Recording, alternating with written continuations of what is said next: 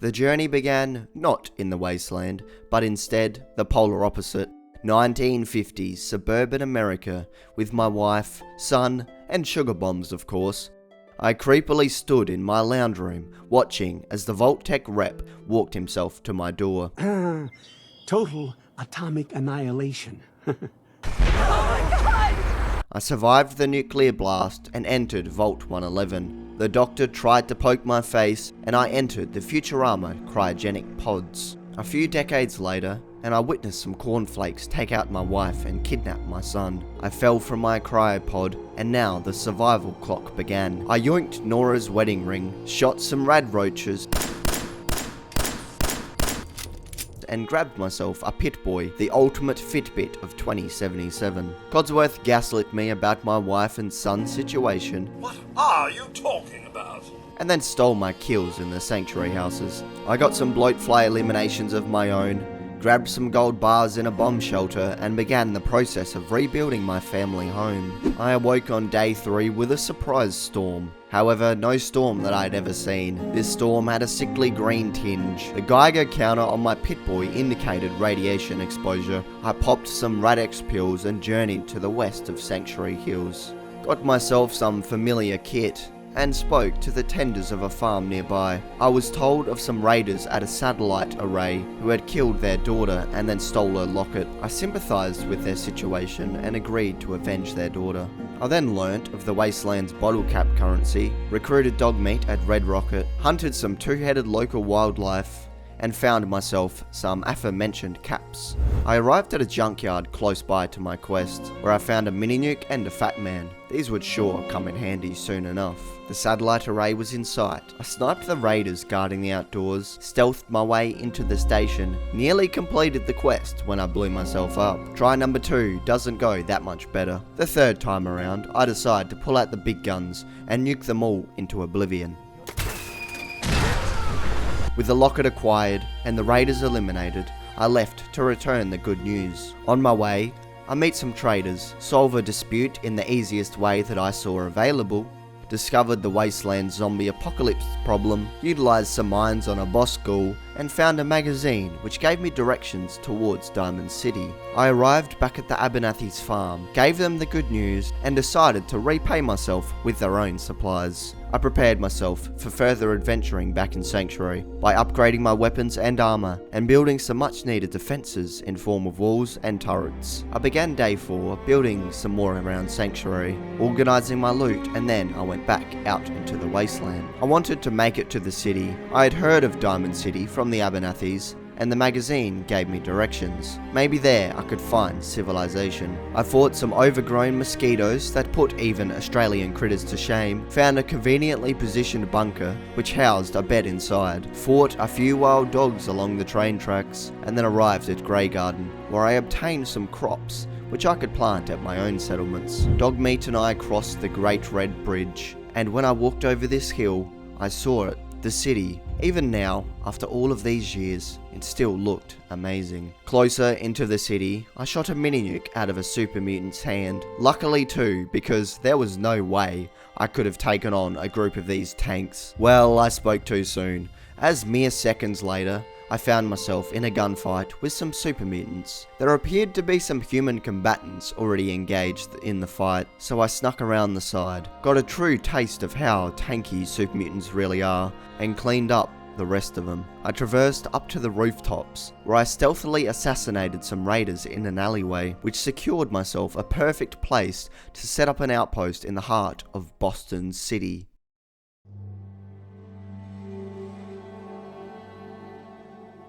Diamond City was just a hop, skip, and a jump away from the acquired settlement, so getting there was done early on day 5. I got a warm Diamond City welcome at the entrance and entered the Commonwealth's largest settlement. It was good to see civilization hanging on, even with all of the troubles that the Wasteland brought. Diamond City has a bunch of quests, ranging from simple fetch quests to character-driven developments which take you around the Commonwealth. Whilst I was there, I decided to do some odd jobs and earn myself some caps and experience. I gave a Nuka-Cola junkie his fix, which secured him as a worker for my settlements. Got a job to recover some signed baseball memorabilia, discovered a detective agency with some detective work needed on the establishment's kidnapped boss. Got introduced to the plaguing Commonwealth paranoia of synths, robots disguised as humans who were achieving the ultimate form of identity theft.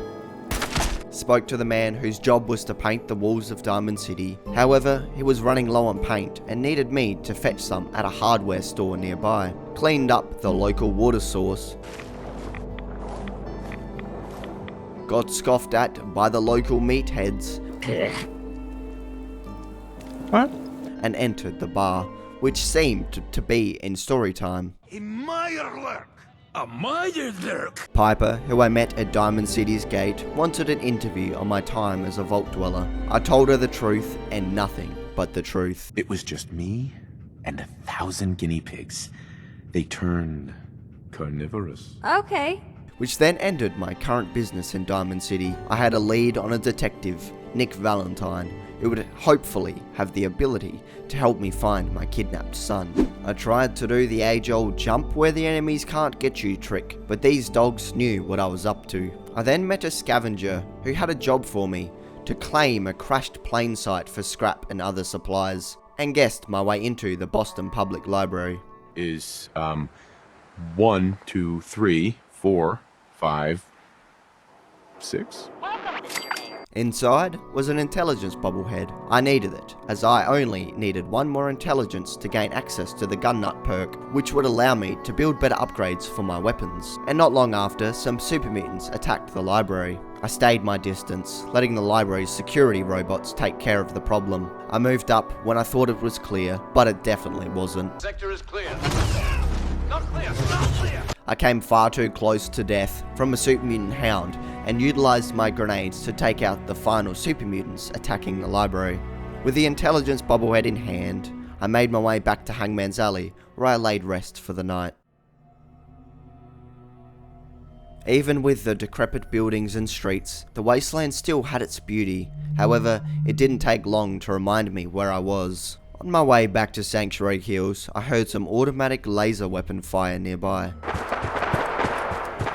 Upon investigating the sound, I spotted some friendly, well, what looked like soldiers, but not pre-war soldiers. I helped them eliminate the ghouls who were storming into the complex, and then I spoke to Paladin Dance, who introduced me to his group, the Brotherhood of Steel. His squad had picked up some strange energy readings at a facility nearby their complex. I agreed to accompany him on his mission. Making friends in strong places seemed like a good idea. Dance and I followed the roads west, blew up some raiders along the way, and arrived at the facility. Further in the complex, we ran into a group of Institute Gen 1 synths. With Dance's help, this went smooth. Okay, maybe not so smoothly. The next time around, I stood back as Dance led the charge and, soaked up all of the bullets.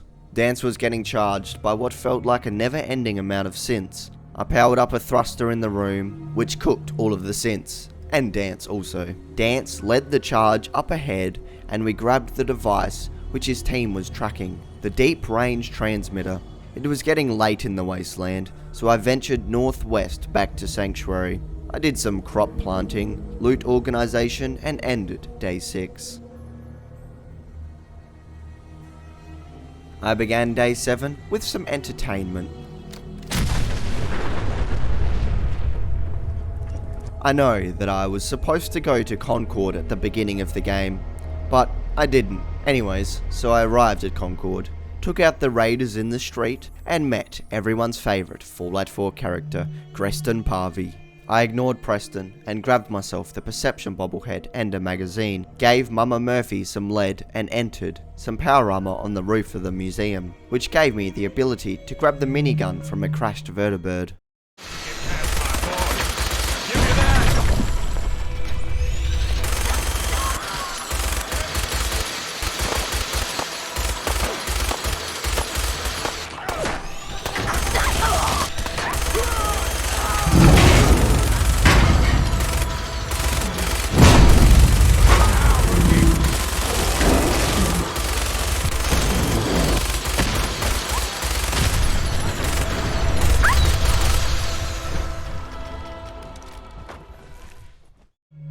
With the Raiders and Deathclaw dealt with, I spoke to Preston and agreed to accompany him and his gang back to Sanctuary. They better be grateful that I had already set the place up for them.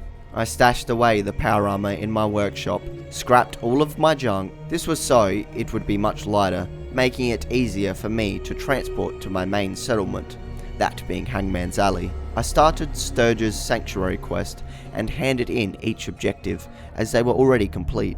I gave Sturgis and Sheffield all of my junk at Sanctuary and sent them to Hangman's Alley. Preston gave me his first of many, oh god the trauma, quests to help some settlements as they needed my help. The settlement in distress was 10 Pines Bluff, which was to the east of Sanctuary Hills. On the way, I threw a tire far in the sky, shot it, shot Sully Mathis, who was disguising himself as a citizen of the wasteland, took cover behind a tree and fired some shots at super mutants, and arrived at 10 Pines Bluff. The raiders who were attacking them had a base at Corvega Assembly Plant, a pre-war car manufacturing facility.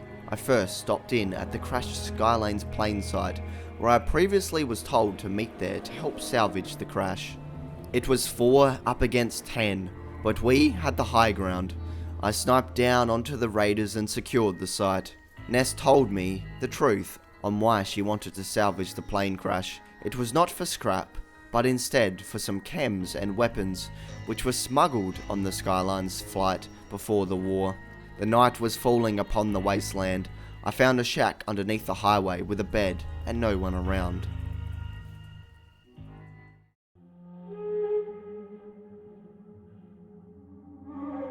A good morning it was, until I got introduced to some overgrown crab, which are a common occurrence on the shorelines of the Commonwealth, but I am nowhere near the shorelines, so what are they doing here? I then helped a friendly wild mongrel, and may have hunted some of his friendlies nearby.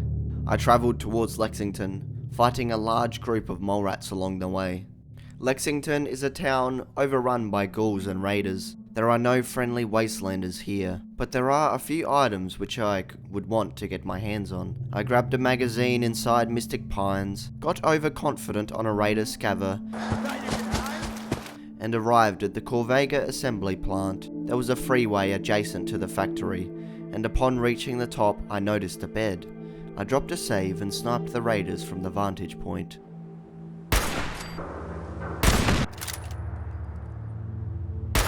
With the outside secured, I entered Corvega from the hatch in the roof. You see this hole here? If I could just get a grenade in there, then I could secure this side of the factory and another checkpoint. Grenade!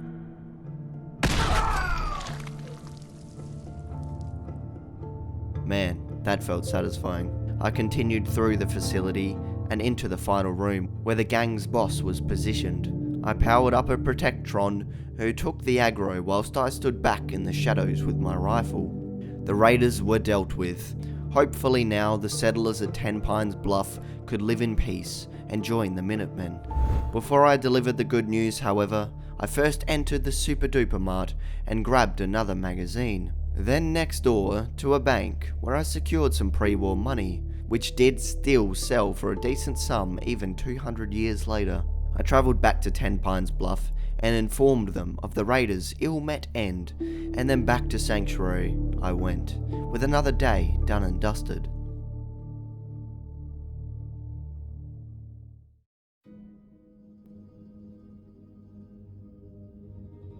I told ungrateful Preston the news, and then turned him into a pack mule. What, you thought I did his quest just for the morality of helping some fellow wastelanders? Pfft. After throwing a tire stupidly high in the air, and then catching it, I proceeded on to Trudy, past the Corvega factory, and then back into the Brotherhood of Steel compound. They started to get all military on me, so I left, back to Hangman's Alley, where I upgraded my hunting rifle, kitted Sheffield up, and went east into a group of raiders. Listened in on a raider's conversation. So I'm keeping an eye on those mutant freaks over at Trinity, and this guy comes out of nowhere sprinting down the road. I know he must have seen him standing there from way down the street, but he didn't slow down or even duck into one of the alleys. What the hell? What'd they do to him? The hounds must have ripped him to shreds. By the way, this guy ain't got nothing on him. Like 10 caps and a desk fan? Who carries around a desk fan? Ah, damn it. He made a loud boom sound, as if the grenade he had just thrown had exploded. Snuck past Swan, as there was no way that I could have even come close to winning that fight, and then to the beginning of the Freedom Trail. I heard a rumor in Diamond City of a group who helped free synths from the Institute. I wanted to see what they were all about. I followed the Freedom Trail, encountering a group of ghouls and plenty of other enemies along the way. The Freedom Trail led me to the Old North Church, and inside was infested with ghouls. At the end of the crypt was a dial. After entering the passcode Railroad, the stone wall began to open, and inside was indeed the railroad. I would not be granted entry yet, as I first needed to prove myself, which then started Operation Tradecraft. Deacon, a railroad member, informed me of the mission's details. We were to retrieve a prototype piece of technology which is stowed away in their old base. The base was to the north of Boston.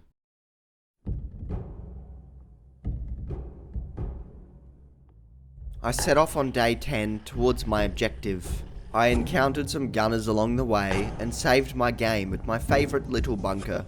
I caught up with Deacon, some distance away from our target location. We first went to speak with a railroad scout who had surveyed the railroad's previous base. Tell me what's going on. I signed on for some light recon, but that little Slocum's Joe of yours is crawling with goddamn chrome dome synth sons of bitches! The base was underneath a Slocum's Joe coffee shop. However, the front entrance was guarded by synths, who had also placed mines and set up turrets. We decided to enter the base from a pipe system. Deacon hacked some terminals inside, and then we ran into some red roaches. If only that was the worst to come, as further in, we encounter many groups of synths. We utilize stealth to eliminate the pods.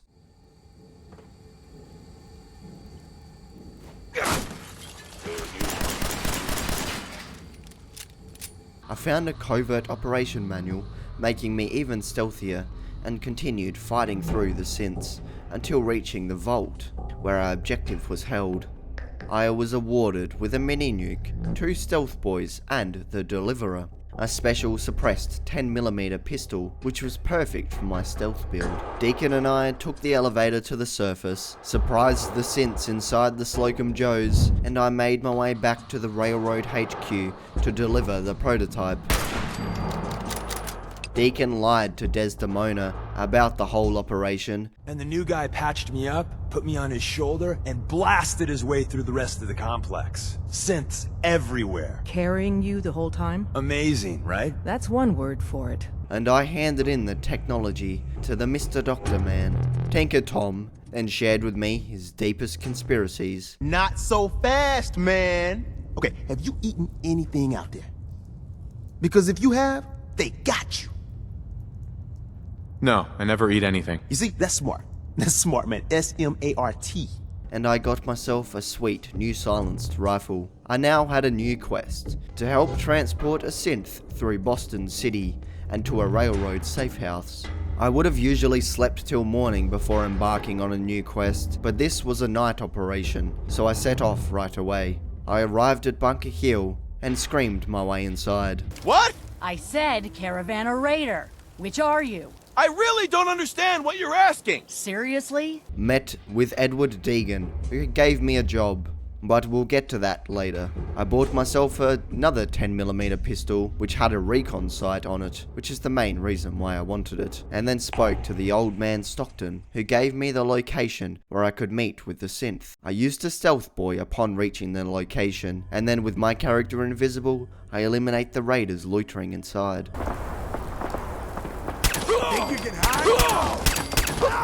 Stockton delivered the synth, and High-Rise and I set off. He was really good at walking us into trouble, however. We fought raiders, super mutants, and Mirelurks. We successfully delivered the synth to the safe house, and inside I found myself a Guns and Bullets magazine. I set off to deliver the news of a job well done, fought with some ghouls along the way, and got a few more quests upon reaching the Railroad HQ. Remember the job that I got from Edward Deegan? Well, my plan was to begin the job, which led me to the Cabot's house, a clean building which looked almost untouched by the war. Edward introduced me to Jack Cabot, and then I received the information on my job. I headed north towards an old insane asylum, which Jack and his family owned, and there I got more details on the job. Some raiders nearby had stolen some serum from the asylum. I listened in on the raiders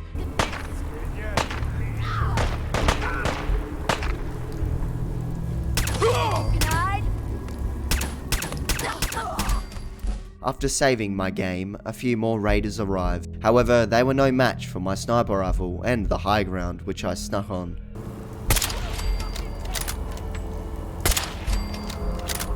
I was making my way back to the Cabot house when I decided to stop at Finch Farm to help Preston's settlement in need. They had a fire-loving raider group right next door. I went there to take them out, ended up luring them back to the Finch Farm, as I did not have enough firepower, and decided to say no to Preston's needs and desires. I told Edward that the raiders had taken all of the serum. This was a lie, then got a job to find Jack's sister. My quest marker told me to ask questions in Good Neighbor, but I already knew of her position. I pickpocketed the key to the room which she was imprisoned in, and told her to get her ass back home. I realized that Fallout 4's pool tables are a scam. Edward was in trouble at the insane asylum, so Jack and I went north to save the day.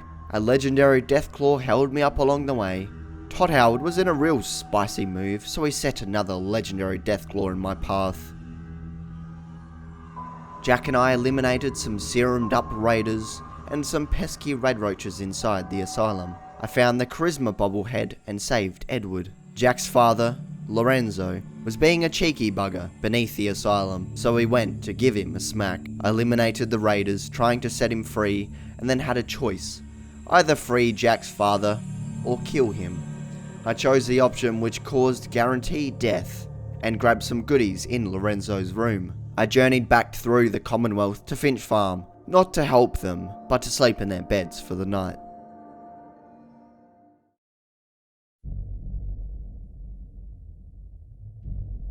I had a fight with a Deathclaw, Wild Dog, and ghouls on my way back to Hangman's Alley, where I decided to spruce up my humble abode a bit more. I placed some concrete walls and did not have enough scrap to finish my roof. I then entered Diamond City, gave Solomon a mutated fern for his chem production, found a magazine in the schoolhouse, and slept for the night.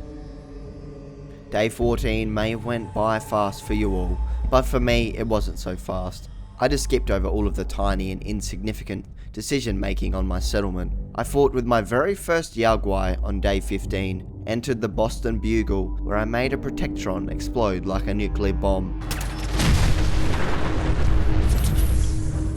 and placed one of Tinker Tom's Milas. I was in a railroad quest mood, so I retrieved a dead drop from a mailbox. A holotape gave me some information on a previous railroad safe house, which was located at Kendall Hospital. I stealthed my way through the raiders in true railroad fashion.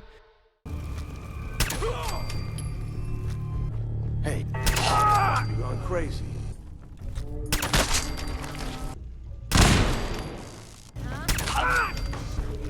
Only a fucking turn up.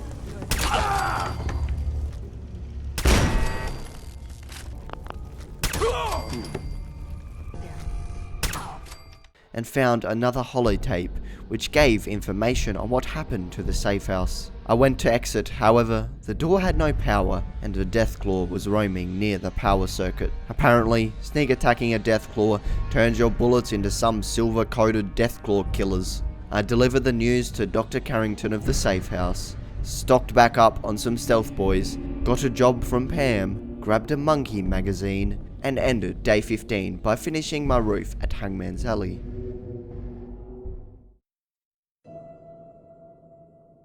I harnessed my inner pest controller at the beginning of day 16, saw right through this raider acting as a settler. Hurry! She's in here! Please help! Listened to the raiders have an argument again. Maybe they went around back. Should we go check the loading dock? Don't be stupid. We got 2 guys back there. I thought I told you to shut up. But what if... Hey! Told you to stop talking. Say another word, and I will make sure that you don't annoy me ever again. Seriously, though, what if... Hey, what the hell? What? I warned him. Now shut up and make sure you're ready. Put them all out of their misery, and mixed some green paint. I then headed west towards another quest, grabbed some signed baseball memorabilia, killed some mud crabs, delivered Mo his baseball items, gave the science team a bloatfly gland, and delivered the green paint to Abbott at the Wool. I then got smacked on the face by a bollard. This made me emotionally attached to it, so I delivered it to Hangman's Alley, where it will forever stay. I built some turrets, looking over my wall, headed past Swan's Pond. This is what I should have done, but instead, I decided to fight him. This went as badly as you would have expected.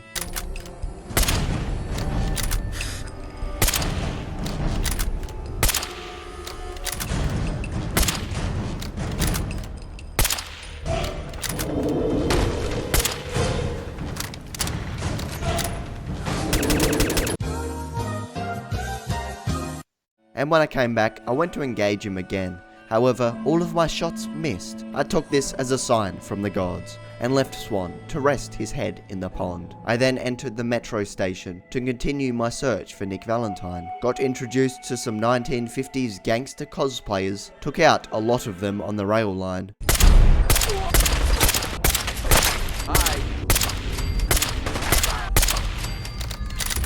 As they would no longer need it, I used their bed to sleep.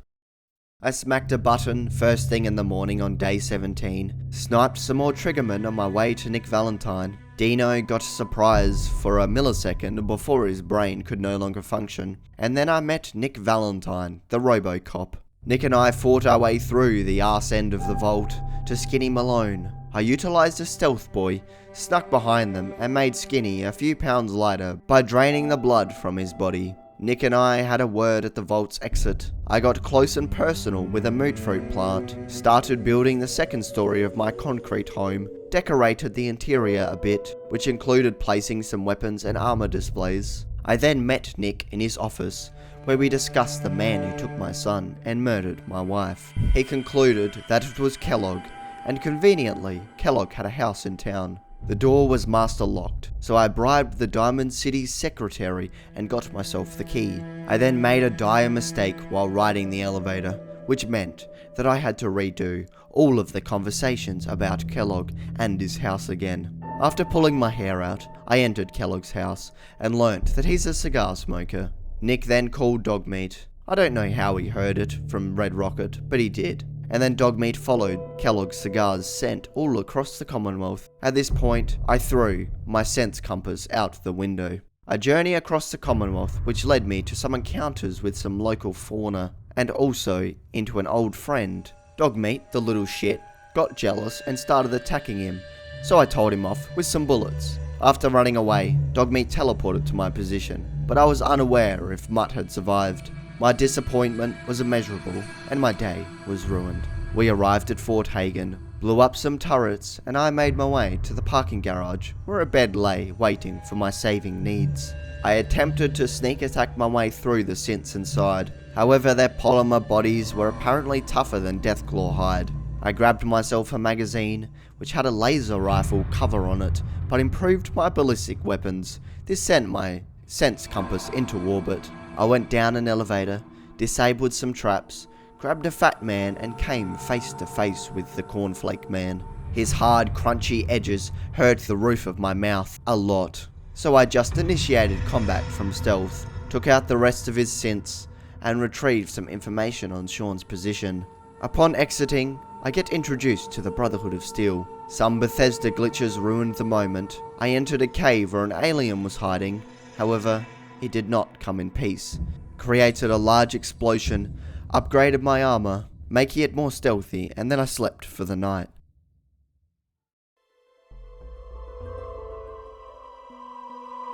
I gave Nick the news of Kellogg's death. He gave me a plan. In Kellogg's brain was a device. The plan was to use this device to somehow gain access to Kellogg's memories. Nick knew of a lady in Goodneighbor who specialised in memories, so I made my way there. I fought with Swan, as I felt ready this time, and after a close call, I defeated Swan and got revenge.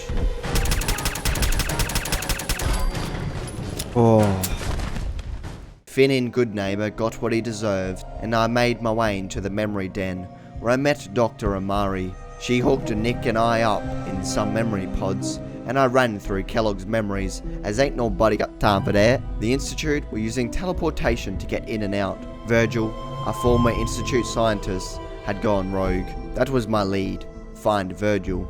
This was easier said than done, as Virgil was hiding in the glowing sea, the site where the nuclear bombs hit, a completely irradiated hellscape. We will come back for the glowing sea later. I got some jobs around Goodneighbor and met the Vault-Tec rep.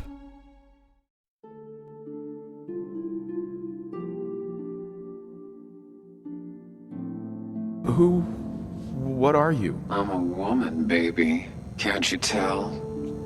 After a robot tried to arouse me, I set off through Boston to Pickman's Gallery. Something strange happened when I entered. Don't leave a man breathing after he's hunted our crew.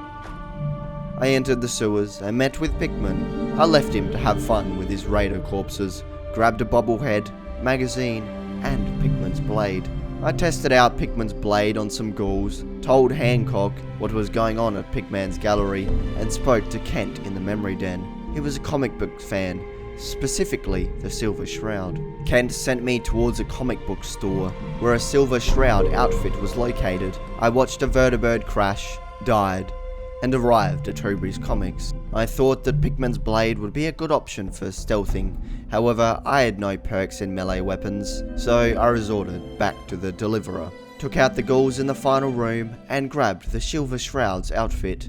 Kent was happy about this and wanted me to play dress-up, whilst fighting crime around the Goodneighbor region. Today, you face the Silver Shroud! And now begins the adventures of the Silver Shroud. The Silver Shroud took to the streets and wasted no time in claiming justice back to Goodneighbor. He left his calling card on his victim's crotch.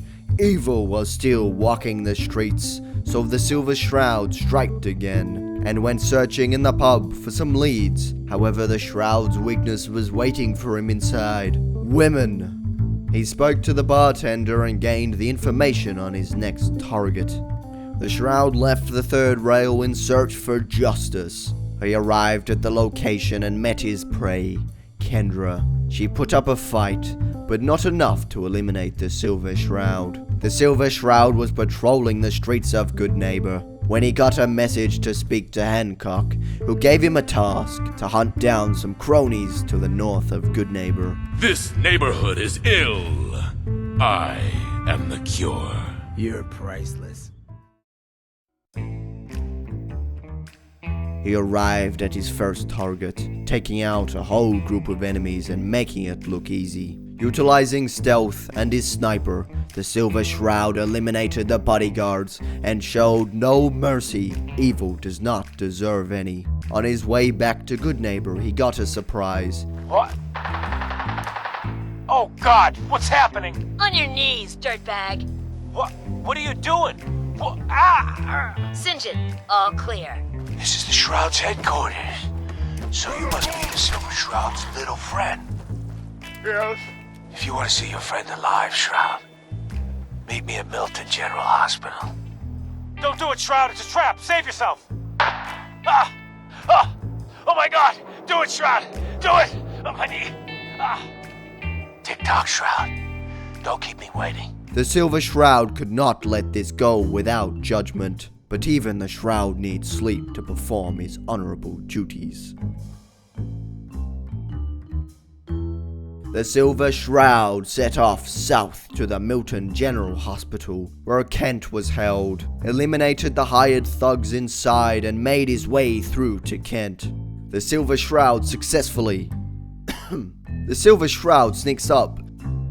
The Silver Shroud intimidates the thugs and eliminates the boss, but his mission was not a success. Kent was killed. The Shroud made his way back to Goodneighbor and delivered the news to Hancock. The streets were safe for now. The Silver Shroud could rest, but not forever.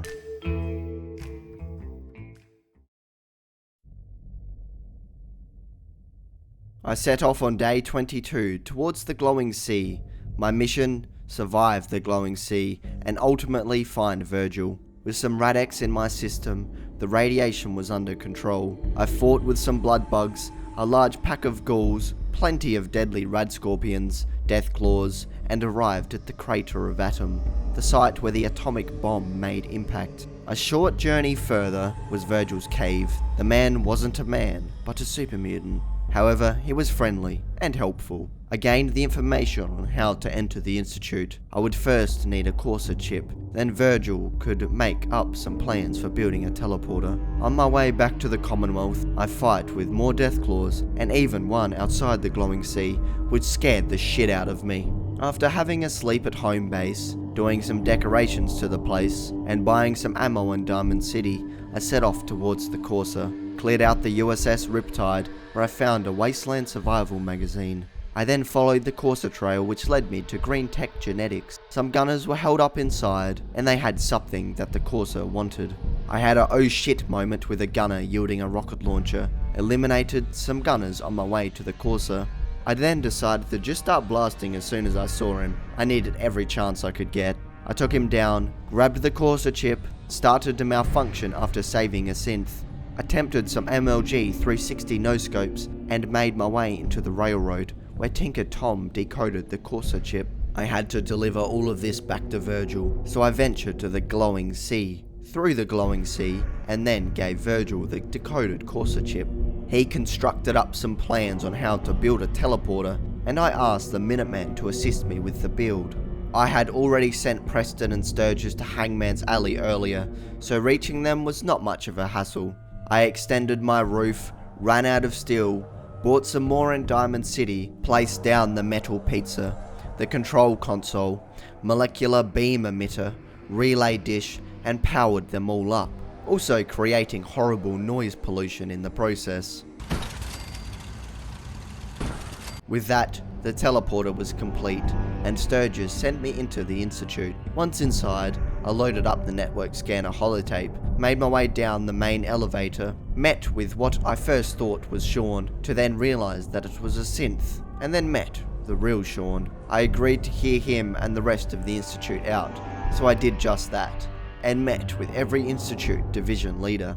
Also some synth gorillas. They kinda creeped me out though. It wasn't too long until Father gave me a quest to retrieve a rogue synth. After teleporting back to the Commonwealth and having a sleep, I set off east, watched two vertibirds mate, died, went north towards the insane asylum, met back up with Jack Cabot, who gave me a gamma gun. Not at all worth it, but too late to go back now. Got spooked by a sentry bot, got the Who's the Synth random encounter, got the correct answer, and cleared out the Creep Manor ghoul infestation so I could sleep there for the night.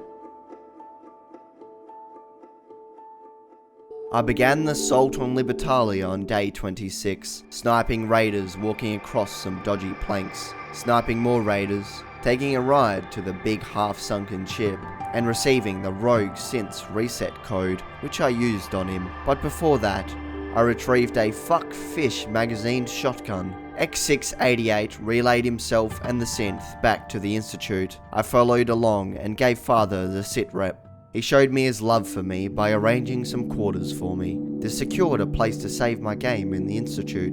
Vital, if I didn't want to go insane after worrying my game would crash after every loading screen. I relayed back to the Commonwealth and returned to the Brotherhood of Steel at the beginning of day 27. Dance and I took a ride to the Pridwen. I used the minigun in the way it was made for, met with Captain Kells on the Pridwen, listened to Elder Maxon's speech, met with the rest of the Pridwen's main crew, and revealed a deep, dark secret. Have you ever had sexual relations with any species considered non-human? Well, there was this one really ugly girl in college. I mean, I had to get drunk, and it was a dare, and ugh. That hardly qualifies. Elder Maxon soon after assigned me a mission to assault Fort Strong, which was located nearby. So I took a vertibird and started blasting. The behemoth went down, and the vertibird set me down. I utilized the stealth boy to sneak attack the rest of the soup mutants. However, the last one got me. On my second try, Todd Howard pitied me and sent another vertibird as fire support. I held firm against the soup mutants on the beach like it was D-Day and entered Fort Strong. My task was to simply eliminate the super mutants inside. As this is an early Brotherhood quest, the super mutants inside were on the lower end of difficulty. Dance somehow arrived as soon as I was done, and I ended day 27 by giving Elder Maxon the details on the mission. I utilized the Institute's teleporter to get to the CIT ruins early on day 28, and then back to Hangman's Alley, where I placed a bathtub. This bathtub would serve as a mini nuke holder. I wanted a place to not just store, but show off my power. I had a few goals that I wanted to accomplish on day 28. Firstly, head up to Starlight Drive-In and secure it for Preston. Okay, with that done, my next goal was also to secure Sunshine Tidings Co-op. However, I stopped in at Walden Pond to collect another Tales of the Junktown Jerky magazine. I then cleared Sunshine Tidings from some ghouls, and now I had to secure this place. This was to be a railroad safe house. However, I needed gears to build turrets, and guard towers did not count towards the defense. So I made my way to a church nearby, entered its basement, fought with some raiders at the entrance, grabbed a Make Me Better at Sneaky book, found some gears in a desk fan. Why is it always a desk fan? And built a turret at Sunshine Tidings. However, this was only 50% of the needed defense. I travelled to Abernathy Farm, bought a typewriter, and finished fortifying the railroad safe house. Preston was ungrateful about my settlement securing, as always, and then he informed me of the castle, a site which he was keen on securing for the Minutemen. I added some lighting to my displays, built some more defences, and gave my home some flair. I continued doing some railroad quests, which led me to the racetrack where I took out Eager Ernie and found a railroad agent's corpse. I relayed the information to Dr. Carrington in the railroad, told Pam of the railroad safe house that I set up at Sunshine Tidings, received a new quest, and stocked back up on some stealth boys. I forgot to record me securing a railroad stash, but basically I went here, killed some super mutants, and grabbed some supplies for the railroad. With the objective complete, and the quest handed in, I could now craft Ballistic Weave. Ballistic Weave is an upgrade that can be modified on clothing. This works on clothing underneath armor. So now I get the benefits from my armor and a hefty 100 plus defense to both energy and ballistic damages. I ended day 30 by adding a mini nuke to my bathtub.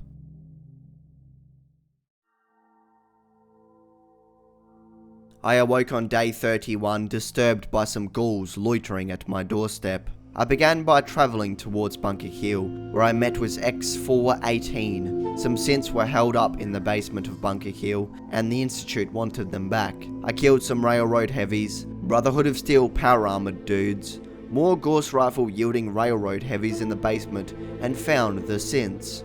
Each and every one of them shut down and teleported back to the Institute. I even got some money from one of them. No, I've got money. It's yours if you let me go. What's this about money? Yes, money. Here. 60 caps. That's all I've got.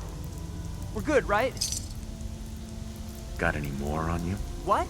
No. Father was waiting for me at the CIT ruins. After getting lost inside the CIT ruins, I finally found my way to the roof and spoke with Father.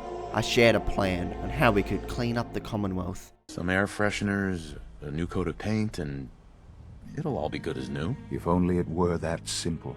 He didn't like my attitude. I then had a meeting with the Institute division leaders, where I learnt that Father was dying. I had just found him, and now after all I had been through, he was dying.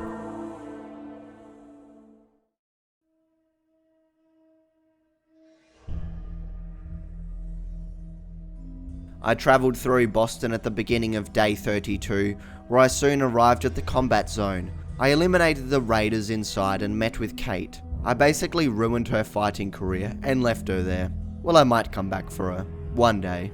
I then went south towards the castle. I first stopped in at a pub in search for drinking buddy, an alcoholic's wet dream. The raiders inside stood no chance, and neither did I, as I could not find the password to Buddy's terminal. After searching for a silly amount of time, I finally found the password and gave Buddy the information he needed to hear. How would you describe the testing sample provided? Like piss water, you dumb machine. Don't you have anything harder? Acknowledged. I continued the journey towards the castle, arrived, set out a plan to secure the castle, and executed it. A Minuteman nearly blew himself up. Just as we thought all of the mudcrabs were dead, their little ones came bursting from the eggs. I utilized a flamer to eradicate the eggs, stealthily eliminated the Milo Queen, powered up Radio Freedom, and spoke to Preston to finish reclaiming the castle. My mini nukes back at Hangman's Alley were being troublesome. I built a Milo Queen claw display, and I placed some magazines and bobblehead displays.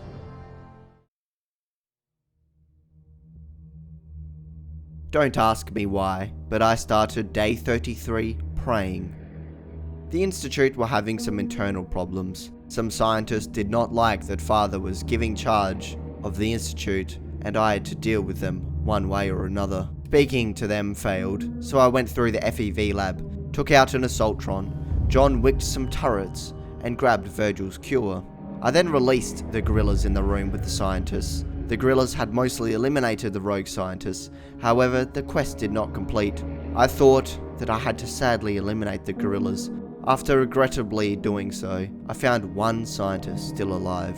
I needed the drink, so I went to the third rail in Goodneighbor. Magnolia, the singer, went to take a rest at the bar. I took this opportunity to talk to her.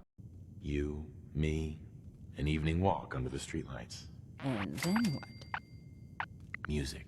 I knew you were something special, all right? After, let's say, getting to know each other a bit, I spoke to Rufus and got paid for delivering Drinking Buddy.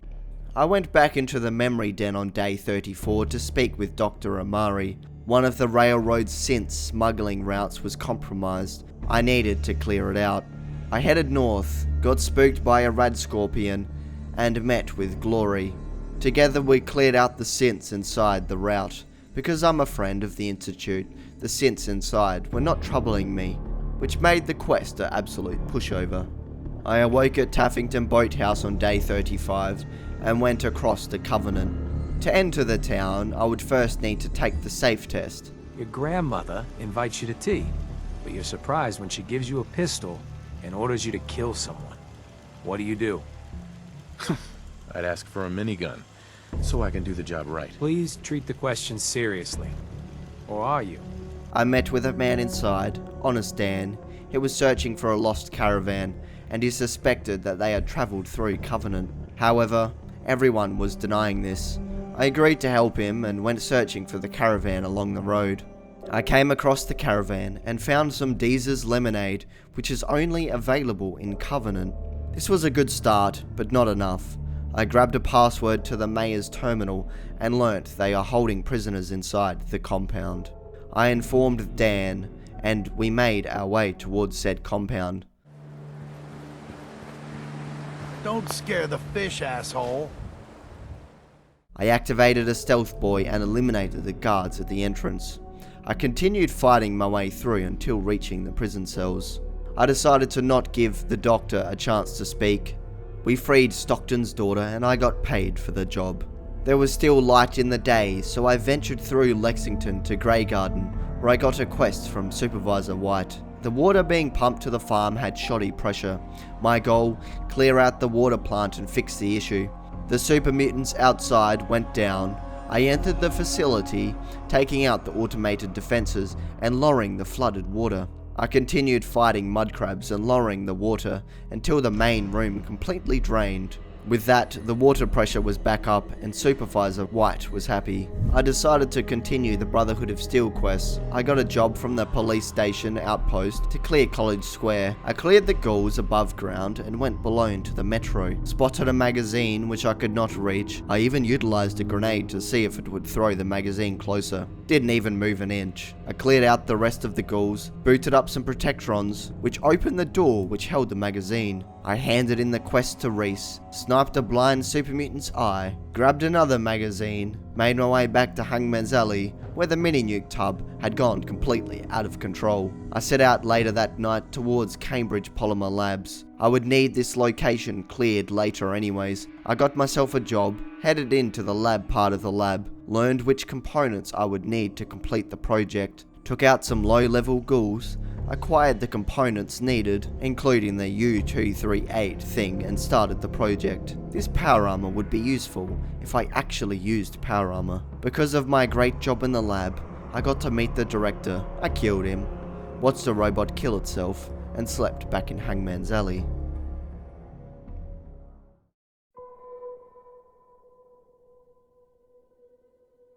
I set off for Vault 88 on day 37, spoke to the guard inside, ran back to Hangman's Alley to grab 3 fusion cores, gave them to the thick Vault lady. What happened next is an unfortunate event. You see, I was trying to grab this magazine. However, there is a kid in Vault 88 that wants to give me a tour, which turned my camera towards him right as I went to pick up the magazine. Instead, I picked up a cup which was stolen. Because Bethesda games make so much sense, the whole Vault tried to kill me for stealing a cup accidentally. I decided to return the killing and left a Vault security display to remind myself of the events. I went into the Colonial Tap House in Diamond City, witnessed a bar fight,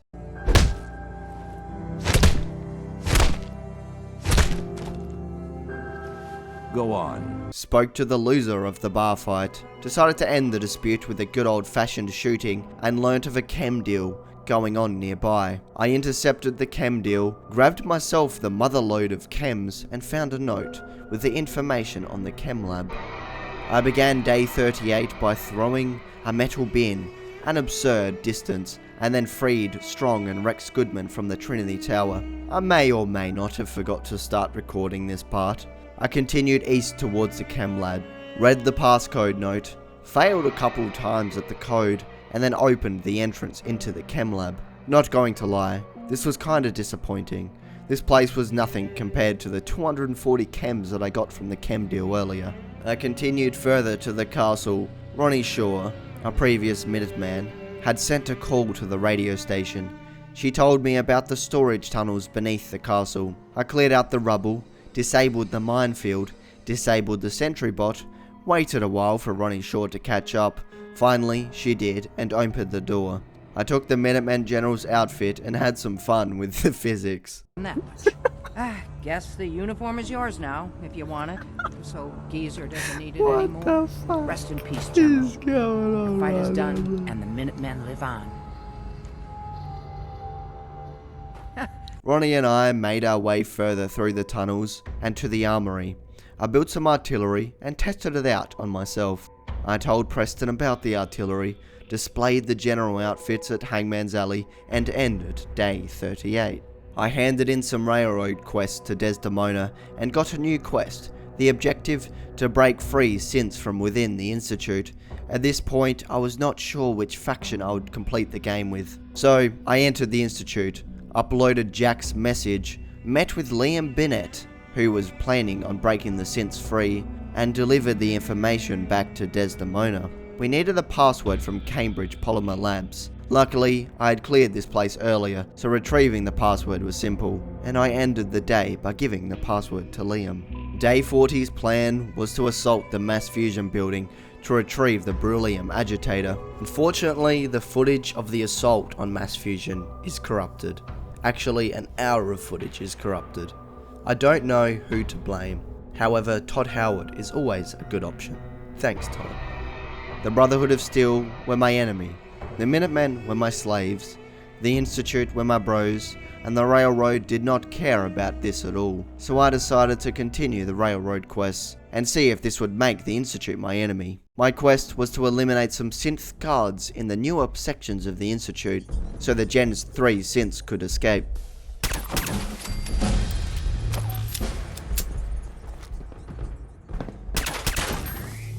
Scanning. Well, that was easy.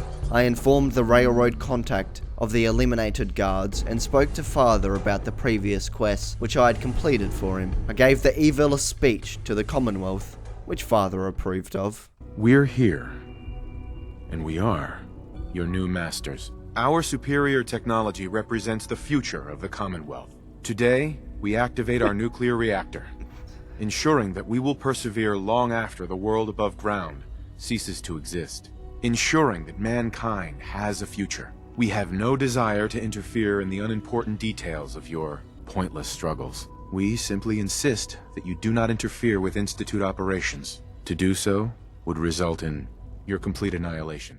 Now we needed the Diamond City radio to broadcast this message. However, this would not look good for the Institute, with the horrible DJ hosting the radio. I went to the Dugout Inn to speak with the Balbrove brothers, who had a plan to improve Travis. He got my hopes up. Someone needs to get rid of him.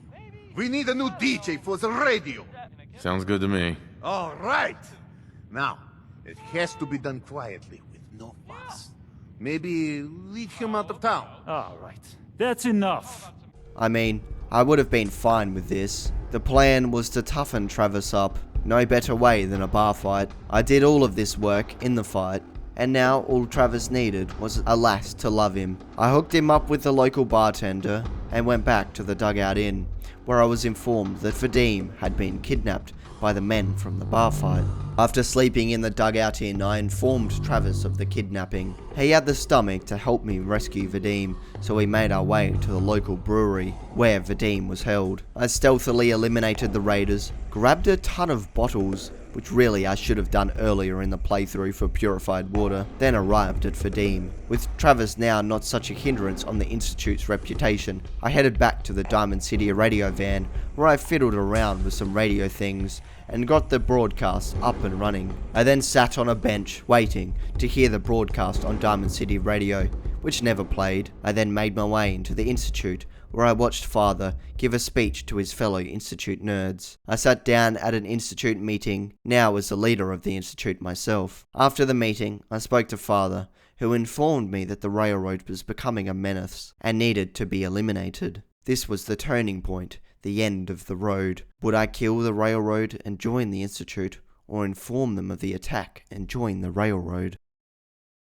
Desdemona roasted me when I spoke to her. This was the last straw. The railroad were gone now.